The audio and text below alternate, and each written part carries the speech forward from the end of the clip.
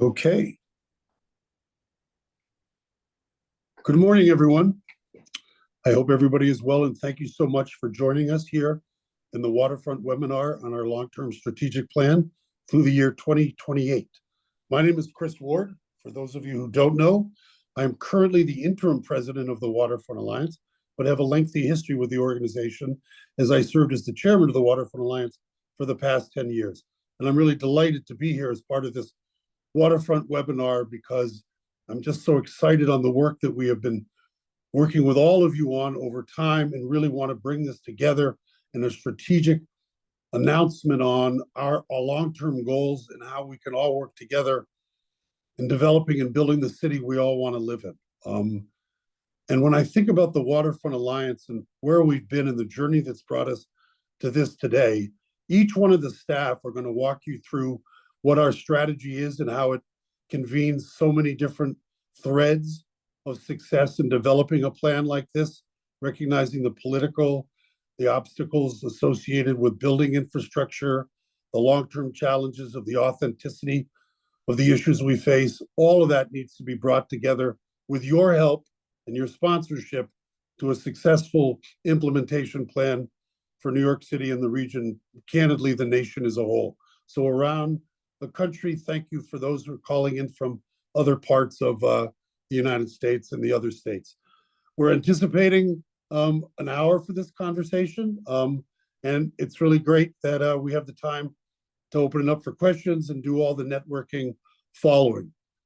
In anticipation of Earth Week on the 17th, I thought I'd just give a little bit of a history on the Waterfront Alliance and how we find ourselves here today, and candidly, I guess a little bit of my history. So when the Waterfronts Alliance was created, it was really mirroring the city's recognition finally that we were a waterfront city. For years, the highway system, the pollution, the degradation of the waterfront, the dumping ground, really had isolated New Yorkers from that waterfront. And when we were first created, we were an organization that was really just asking people to recognize that that's an asset, it has value, and it actually enhances the city. And working closely with Mayor Bloomberg, we were candidly the handmaiden for the waterfront plan, which reconnected communities to the waterfront. We were a convener sponsoring things like City of Water Day, bringing together communities that had previously felt isolated and inactive in this challenge and unempowered in this challenge. So those were our early years, and it was very successful. And finally, New York, under the mayor's leadership, began to recognize what that asset was. But at the same time, as we were developing that, the reality of climate change, sea level rise, heat experiences just became more and more pronounced and more acknowledged, if you will.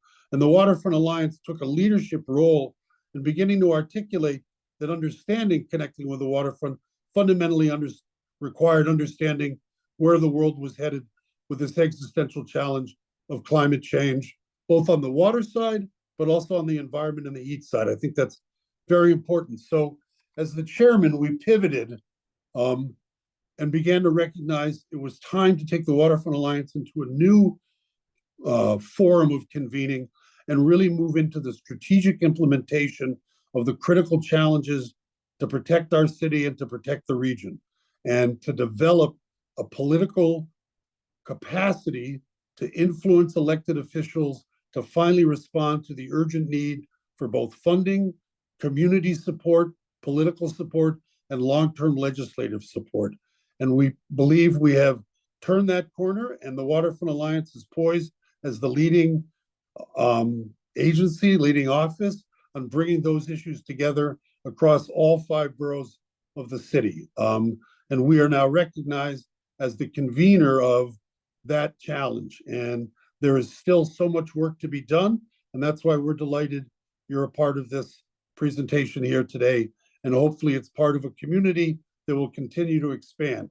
Because the strategic plan is only as good as the participants who are working on it, and we need your help to make that plan possible.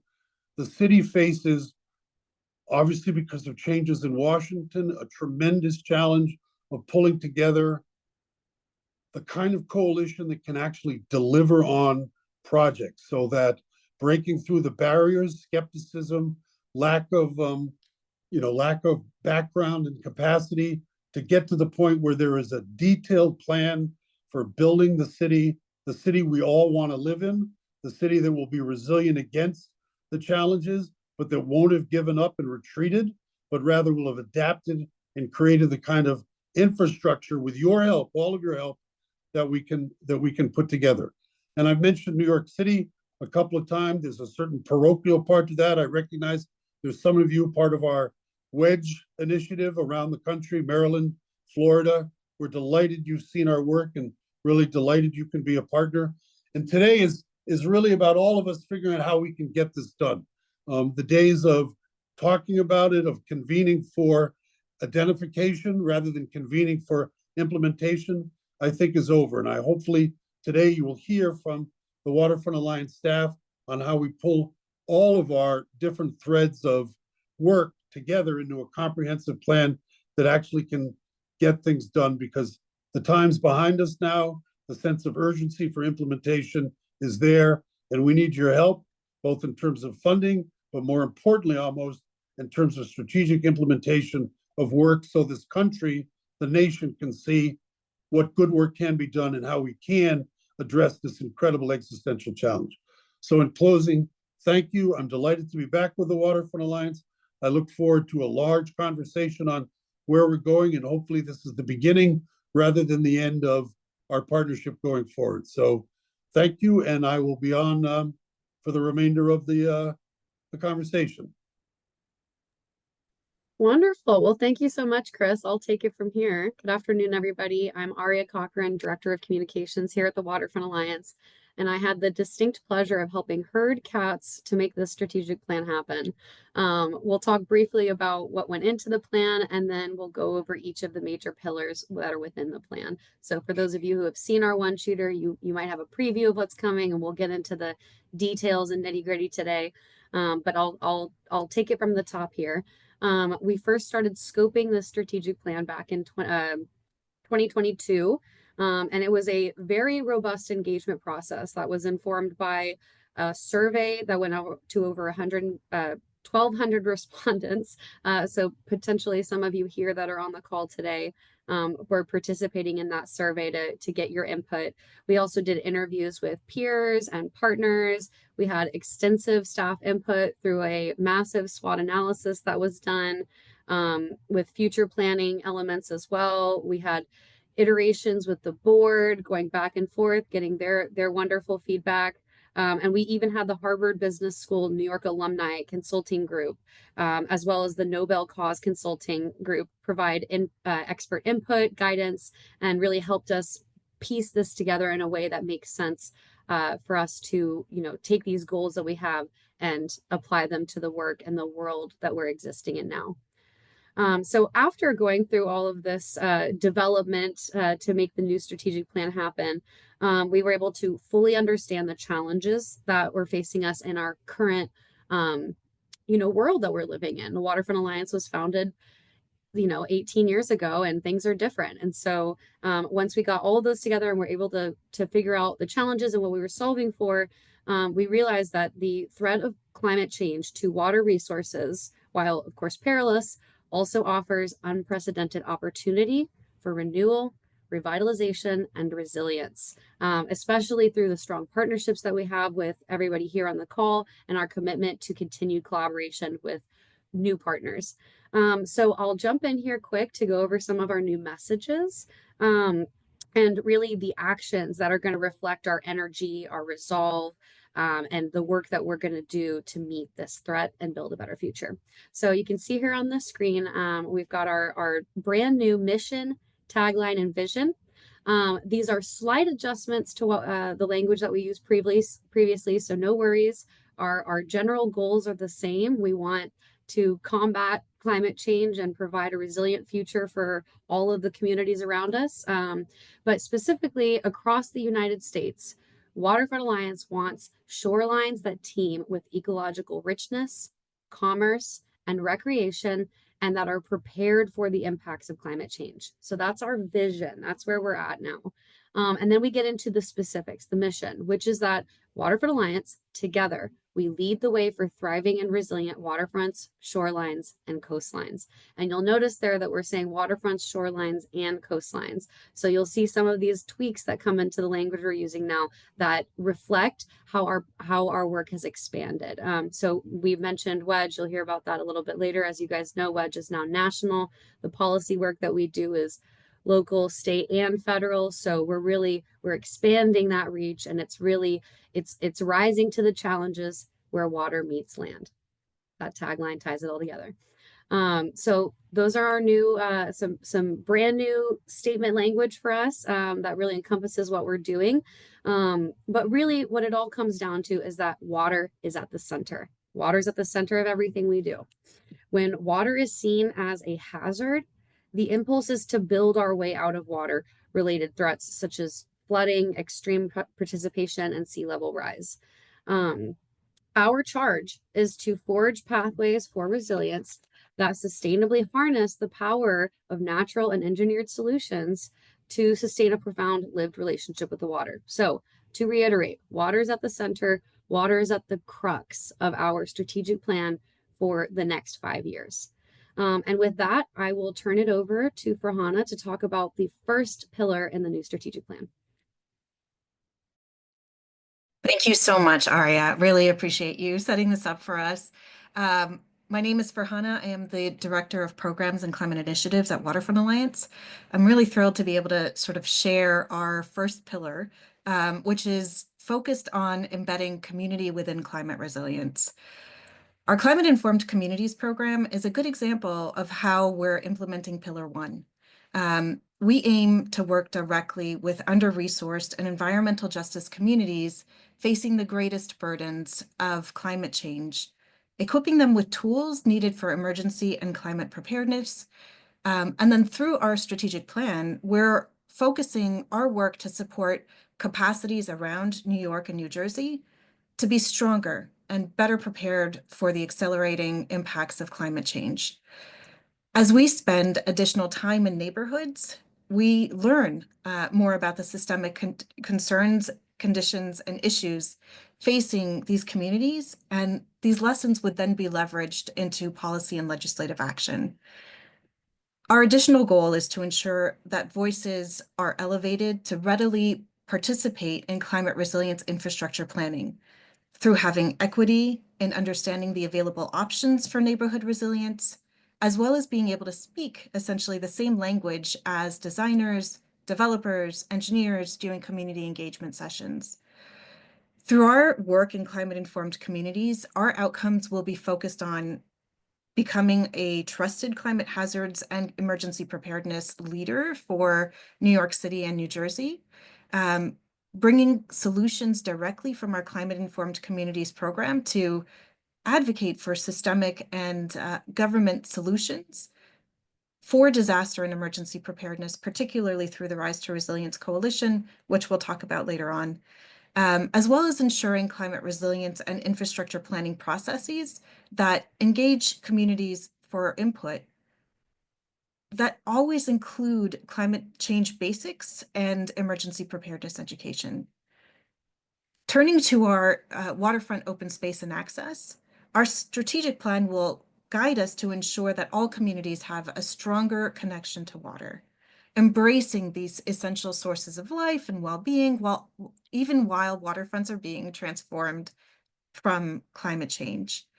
Waterfronts, shorelines, and coastlines, as Aria had mentioned, will continue to be places where people can enjoy, cool down in extreme heat. And the way to do this is through continuously pushing for open waterfronts, which meet Waterfront Alliance's rigorous criteria for prioritizing recreational development, as well as advocating for public funding for waterfront recreation. I'll now turn to Joseph to talk more about the community plans for climate resilience. Thanks, Farhana. So I'm Joseph. I'm our Chief Waterfront Design Officer and oversee a lot of our climate resilience planning work and oversee the WEDGE program, the Waterfront Edge Design Guidelines. About 2 years ago, we started taking on a project in Flushing Meadows, Corona Park.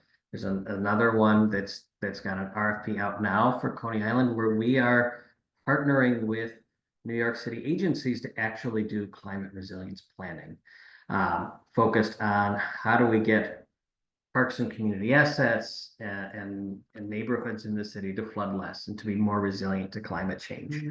And thinking about our strategic plan and the role that these projects play going forward is continuing the evolution of those plans to designs that are going to be fundable, that are going to provide tangible protection.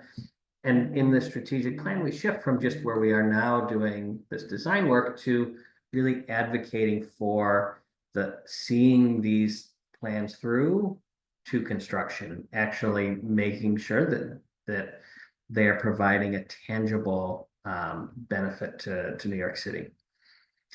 I'll switch to pillar 2 now, which is advancing on the cutting edge science-based, and we can flip the slide, cutting edge science-based and rigorous solutions to the climate crisis. We do this in a few different ways. So many folks are going to be familiar with WEDGE, the Waterfront Edge Design Guidelines. This is the national tool for design teams, for cities, for communities, and for the private sector.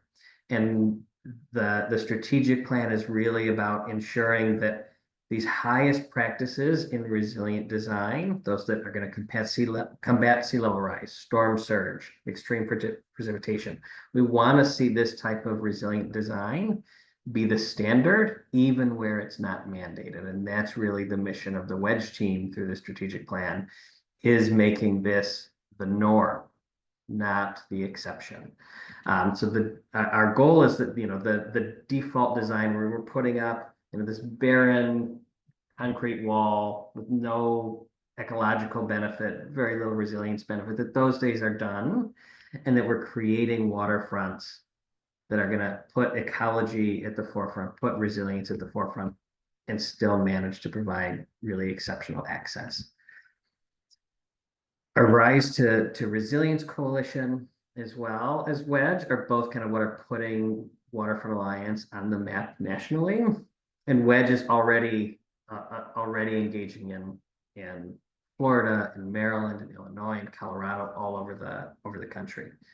We're also positioning WEDGE around the financial industry, thinking about how can investors use WEDGE as a tool, how can we embed in an environment, social governance rating systems, and there's some that we already are and are planning to do more. And then how do we kind of mobilize financial institutions and insurance to really build and mobilize capital into coastal and waterfront adaptation and resilience projects. So within the strategic plan, the aims around these are, significantly increasing the number of WEDGE sites across the country. There's 14 today. We want 40 by the end of this strategic plan. 20 local or state or federal references and zoning codes and design guidelines, regulations. We want to codify WEDGE across the country. And then we're also looking at significant growth in the WEDGE professionals. There's about 1,100 WEDGE professionals across the country today. We want 2,000 through this strategic plan. And then another way that we are really thinking about this pillar around advancing cutting edge science-based and rigorous solutions to the climate crisis is through the lens of sustainability of the maritime industry, renewable energy, and waterborne transit, where we're currently working to ensure that waterfronts are developed as sustainable assets for blue highways, waterborne transportation, and freight transportation by the water. New York and New Jersey will have robust policies that support the growth and deployment of offshore wind. Despite what's going on in Washington, we are not giving up on offshore wind. And we also see that as embedding with work that goes into permitting, workforce development, transmission, and beyond. We want WEDGE and Waterfront Alliance to be recognized as the national leaders in port resilience and adaptation for the offshore wind industry. And that includes including WEDGE in offshore wind development RFPs across the country. And we've had success with that already. 5-borough ferry service, maintaining current levels of operation and seeking to reach new transit deserts. regional industrial land use planning that takes advantage of water-based freight transportation, and the electrification of ports and working waterfront operations. That becomes a regional priority. These are our goals in this pillar. So I'll turn it over for Hannah now to talk a little bit about how education plays a role in this pillar. Thank you so much, Joseph. Really excited to talk about how Estuary Explorers is embedded in our strategic plan, particularly through bringing climate literacy and climate resilience education through its STEM curriculum. The idea is to really bring depth of knowledge about these ideas, especially because it's not mandated through New York City public school system. So bringing this depth of knowledge to students, to schools, to local communities, their residents. Our goal is to not only bring this education to students, but also to start building the groundwork and foundation for professional development, for thinking about careers and passions and green and blue industries. Really, with a climate changed future, there are really great opportunities that are available for young people. And so that's the goal of Estuary Explorers, to prepare for that climate changed future. Our goal is to also support teachers and then their students to have the tools and knowledge to navigate questions around anxiety and climate anxiety and eco-anxiety. So with these two goals, the outcomes that we are targeting through the strategic plan is to continue to develop Estuary Explorers into an amazing program that is focused on particularly environmental justice communities. And our goal is to engage 7,000 students over the next 5 years. We are currently engaging over 1,300 students per year. Our goal is to also scale the climate literacy and education through teacher trainings, particularly through accessible engagements, both in online hybrid instruction. And our goal is to reach 100 educators through teacher trainings and one-on-one coaching. I'll now pass it off to Tyler to talk through Pillar 3. Awesome. Thank you, Farhana, Joseph, Aria, Chris. It's great to be here. My name is Tyler Taba. I'm the Director of Resilience at Waterfront Alliance, and I help lead our policy and advocacy work around climate resilience and adaptation. And so I'm excited to present on Pillar 3 of our strategic plan, which is really focused on amplifying the urgency of our mission, our programs, and our expertise. And we do this in a few ways. As has already been stated, we are an alliance. We bring people together to build consensus, to build support around the most pressing waterfront challenges in the region and across the nation, some of which you've already heard around waterfront permitting and design, education. But Chris said it really well, I think, at the beginning, that we're moving beyond simply convening to convene. We're convening to take action now. And so the latter, this piece is really what my role is focused on. And I think a major way that we drive policy and legislation is through the Rise to Resilience Coalition, which has been mentioned a few times already. For those who don't know, sorry,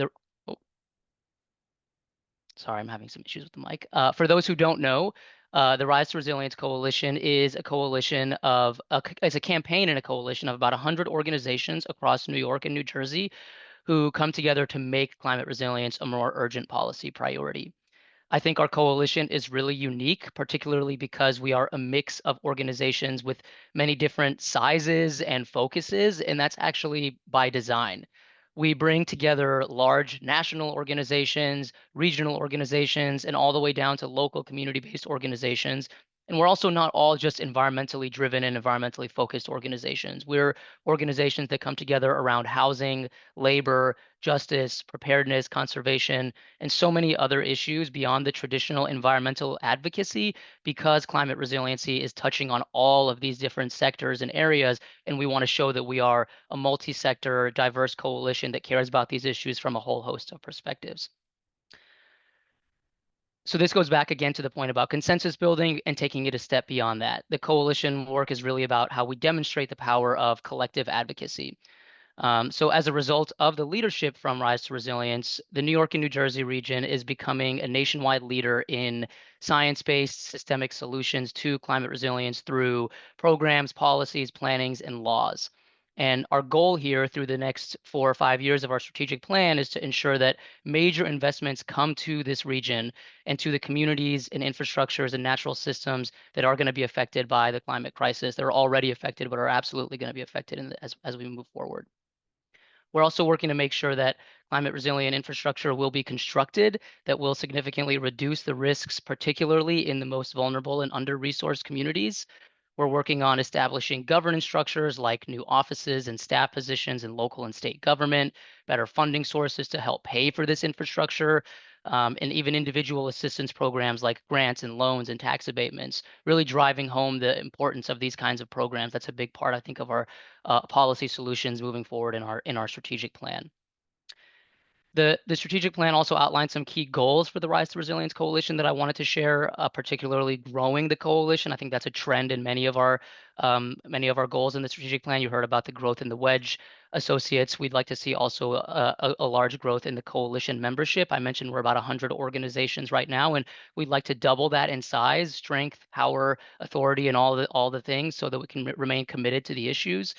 And also just to collaborate and continue to build consensus on the policies that should be part of our legislative priorities, and really making sure that each year we're driving forward at least one legislative priority at the federal, state, or local level. And then the final point that I'll just mention here is to really drive home the importance and the emphasis on disadvantaged and environmental justice communities. Even with the current political landscape, we're not toning down that approach in our coalition's advocacy or our organization's advocacy. Those that are the least responsible for the climate crisis will continue to be prioritized in decision-making at all levels of our planning, programs, and policy work. And that's been true of our last strategic plan, and it will remain true as we move forward in the next 5 years of our strategic plan. And so with that on the coalition and advocacy front, I'll pass it off to Farhana to talk through the rest of this pillar, particularly some of our programs that are focused on thought leadership. Thank you, Tyler. I would actually argue that all of our programs are focused on thought leadership, but happy to sort of talk through a couple of the key events that we run that bring thought leaders together. The first is the Waterfront Conference and the Waterfront Scholars Program. The annual Waterfront Conference will continue to draw the broadest diversity of perspectives to drive policy change and advance young minds through scholarships. Growth will continue with increased attendance and cutting-edge program offerings. And the strategic plan outlined several outcomes. One is the Waterfront Conference will draw attention nationally. And so our goal is to bring, national speakers and to serve as a premier policy forum for regional and national resilience and waterfront discourse. For the Waterfront Scholars portion, youth and young professionals will continue to attend the conference to ensure that we're reaching the next generation of advocates and leaders who will connect Waterfront Alliance throughout their careers. As with the conference, thought leadership and engagement really do need to happen together. Again, going back to Chris's idea about how we are now moving forward in bringing convening together and combining that with action. Our annual events will continue to be expanding and deepening with impacts that elevate our program areas and bring attention to Waterfront Alliance's mission. I'm happy to run through a couple of these, but really just again highlighting the idea that our events provide inclusive spaces for significant and timely discussions both at an international, national, and regional scales. From webinars such as these to the conference, we're really trying to have multi-sector conversations. And so a couple of these events include our United Nations Conference of the Parties, where we use our observer status with United Nations to ensure that our approach, as well as the Wedge program, are featured and contributing to international thought leadership and impact. In addition, we have Climate Week New York City, where we have a set of webinars and in-person events that allow for really the engagement of new and inspired supporters of the Waterfront Alliance. We have our annual events like the Heroes of the Harbor Gala, the City of Water Day. These two events we've been hosting for many years, and we'd love to continue to do so. Again, bringing visibility to some of the work that we do. What's new in our strategic plan is the U.S. 250th anniversary. For this event, we will embrace the themes of the 250th anniversary of the United States in 2026, including how water, trade, and government have shaped the New York, New Jersey region and nation. We will include the history of the transatlantic trade of enslaved Africans, and we will focus on recognizing the waterfronts in New York and New Jersey harbor that were called upon by ships carrying Africans before and after the abolition of slavery in the Northeast. In addition, the other new event that we will be focusing on is the 20th anniversary of Waterfront Alliance. We will host engagements and events throughout the year with our various partners, stakeholders, and supporters over the past 20 years of advocacy work to really try to, again, highlight the work that we're doing and bring people together through convening and through action. I'll now pass it off to Aria to talk through more about what this means for Waterfront Alliance as a whole. Yeah, so obviously there's a lot going on there, and I'm sure many of you have, just a quick note, have questions on some of the events that Farhana just mentioned. And I do want to say that all the information is on the Waterfront Alliance website at waterfrontalliance.org. So if you're curious about signing up for any of those or getting tickets for the conference, anything like that, head on over to the website there to find that information. But yes, as Farhana said, just to kind of tie a bow on all this, wrap it all up, you know, Waterfront Alliance sits at a very unique position. We are at the intersection between local, regional, and national landscapes, waterfronts, coastlines, shorelines, as mentioned in our mission statement. And we're able to really bring that contextual local resilience concerns to the highest levels of legislation and planning. And, you know, you've heard throughout this webinar all of the different ways that we do that. So I'll just kind of, you know, hit it home, which is that, you know, we're very unique in the fact that we bring organizations, sectors, and people together across all these different areas that we've talked about. We bring solutions to the communities. So we've seen that through, you know, our wedge design guidelines, through the Estuary Explorers program, specific solutions to the communities around us. You know, through our Rise to Resilience work and the advocacy work that we do, you see how we amplify and create political visibility for climate change adaptation. We also collaborate on advancing design and funding solutions for climate resilience. So again, some of those initiatives that we talked about. And then, you know, as I mentioned with the Estuary Explorers, you know, that's how we're really getting into the world and creating wonder and discovery for the youth to get engaged in this work through youth education. But really, and we spotlight the reality that climate change is thrust upon all of us, but in particular those who have contributed the least. So there's a lot that we're doing. There's a lot that we're touching, a lot that we're engaging. And so, you know, we're really excited about what the next 5 years are going to hold. And we definitely want to collaborate with all of you on all of these various aspects of the work that we do and the way that we are combating these issues. So definitely please feel free to reach out to, you know, anybody on the team here that you've seen on this call. But to summarize, I think this quote really brings together what the Waterfront Alliance does and the work that we encompass, which is with the rise in complex, interdependent, and emergent challenges, effective change to secure a brighter future will require transformative, collaborative leaders who can effectively lead cross-sector collaborations. Take a second, let that sink in. Really reread the quote. I know I kind of read it a little choppy, so take a second, really breathe it in. It is complex, interdependent challenges that have effects on all these different areas of work. And cross-sector collaboration is how we're going to do that. And that's where we come in to bring everybody together.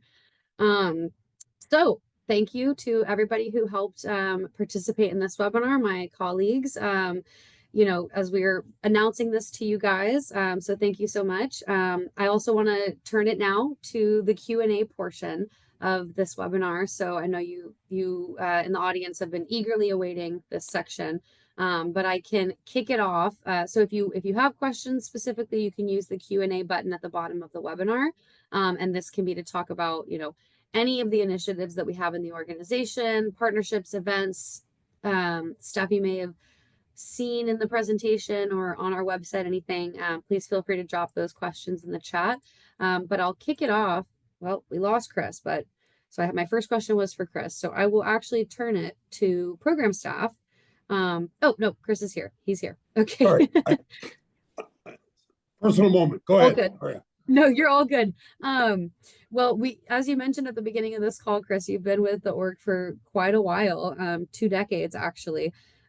So, you talked at the beginning about what's changed, but could you share more about how our new mission vision tagline connects to the work that we're doing and what you're excited about briefly in the next 5 years? Well, the great thing about all those words is embedded is the call to action. The words stitch together a fundamental mission that is about collective action for implementation. And I think that is the pivot that I've tried to, emphasize, because words paint a picture and they give us a sense of mission, but practically applying them, as Joseph made clear, the Army Corps of Engineers design guideline for Miami to build a 6-foot-long concrete wall is simply unacceptable. Communities that have been broken away from the waterfront to see more barriers is unacceptable.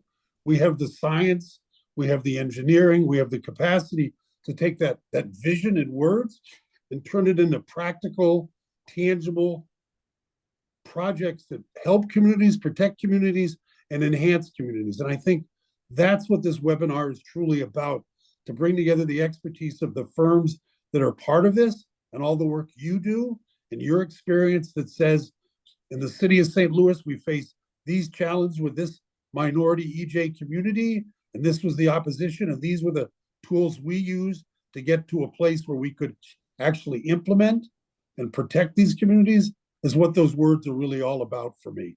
And so Joseph made it clear. Tyler talked very specifically about, we're convening to implement. We are not convening to convene, we're convening to implement, and those words are our guidance.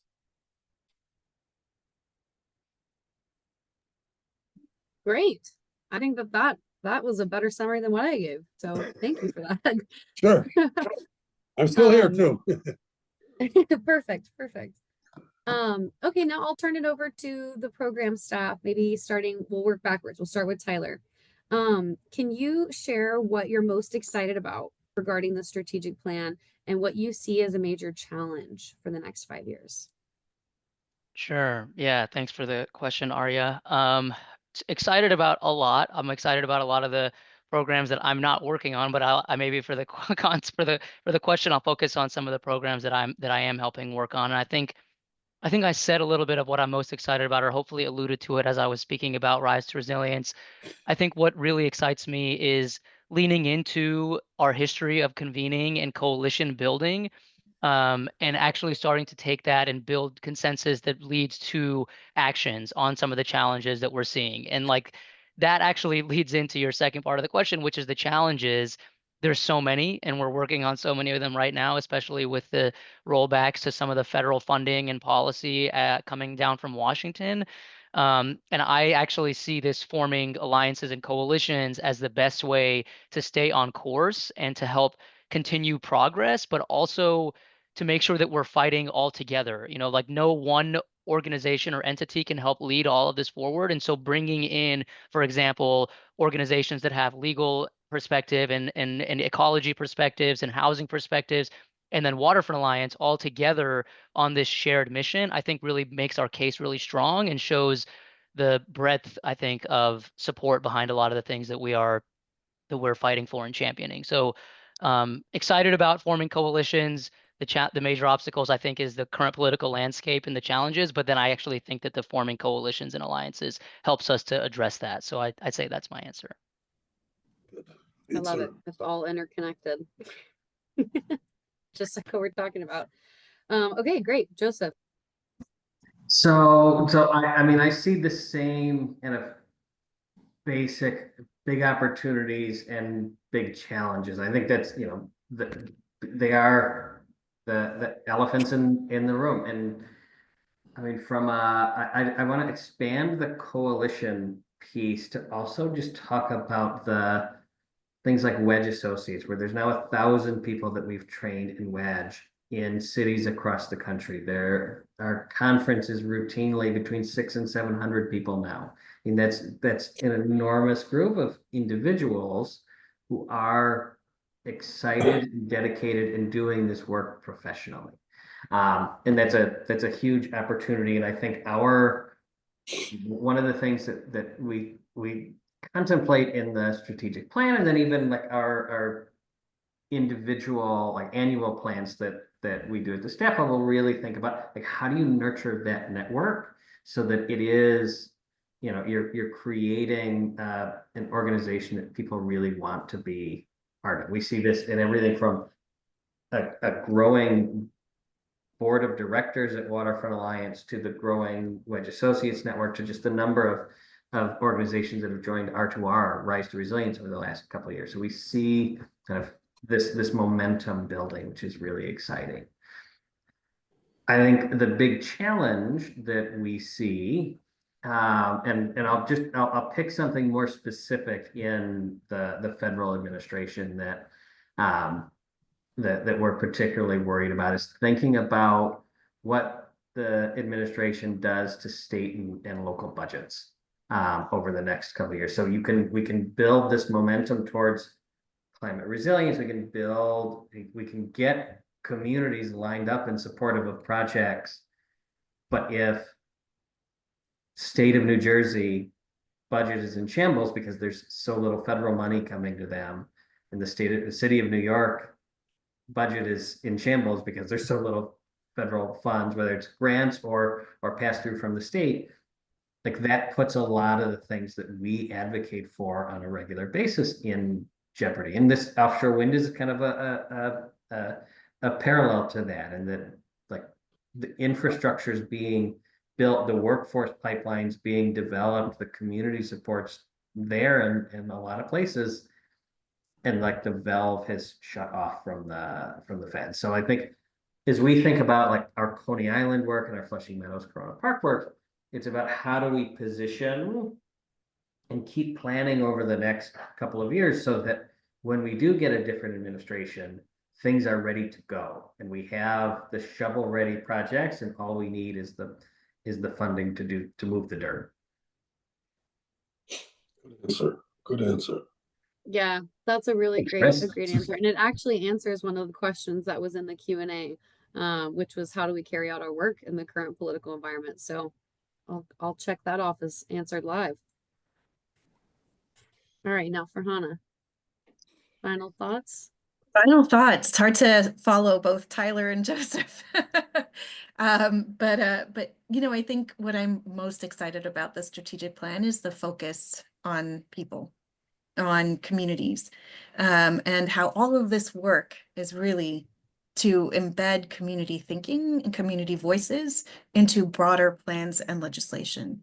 And that is, you can sort of see that sort of strategy being pulled out significantly in our Pillar 1, Pillar 2, and Pillar 3. And so I'm very excited about how that's being laid out and our goals for the next several years in order to ensure that community remains centered as a part of our work moving forward as Waterfront Alliance. When Chris mentioned collective action for implementation, what I was sort of thinking about was, in this new sort of federal landscape, local action has never been more important. And I think, with what's happening around us, we actually need to be thinking more about how do we get boots on the ground in order to see what kind of local action can actually happen and how can we support that? And I think that's been really something that, you know, Waterfront Alliance has been thinking about significantly and putting processes and measures in place in order to actually see that happen. And it's through that local action that we begin to understand and uncover some of the systemic concerns that we can then, you know, lift up through our Rise to Resilience Coalition, through the resilience studies that we're doing through WEDGE. You know, these are all things that we can then take as sort of next steps for us to be able to make systemic change moving forward. I will say, again, the thing I'm most worried about, and I think this is both what Tyler and Joseph has shared, is that the concern for funding, and with the canceling of federal grants, with the canceling of and reduction of state and local grants, as well as funding opportunities, it's been, you know, something that I think for local action to happen, it becomes even more difficult. There is an opportunity here, again, going back to the idea of you know, finding obstacles to opportunities. This is a really good time for philanthropy to step in, and to now start moving and supporting this local action to sort of take place. And so I would say that, you know, this is a time, if ever, for all of us to be sort of convening and working towards ensuring that our communities become more resilient to our climate impacts. I'll stop there. Again, such an eloquent theme. I feel so blessed. Well, I don't think we have any more questions in the Q&A. So I want to again thank you all for taking the time to participate and you know, listen to our webinar here. There was a question in the Q&A about if this recording will be shared, and it will be. That's why we're recording it. So we will circulate that as well as links to the strategic plan to all of the attendees here right after this. But thank you all for coming. Chris, anything final? I just really, again, want to thank everybody. And I just leave with this idea that how do words lead to action? We've said a lot of words. People have used some, you know, some jargon, some new phrases, but nesting within all of that, you're on this call because you know the challenge. You're on this call because you're thinking, are we going to get out of this? And we are in literally that moment in history. So the words are important, but they stitch together an action plan of people who care, who know that needs something to be done. And we look forward to working with you to make that real. So thank you again, everybody, for being a part of this. The Waterfront Alliance will continue to convene, continue to advocate, continue to hopefully, as Joseph and Tyler and Farhana and Aria said, to implement so communities 10 years from now can look back and go, we rose to the occasion, rise to resiliency, protected our homes, protected our communities, and we're positioned for the city we want to live in and a brighter future. So thank you again, everybody. Adios.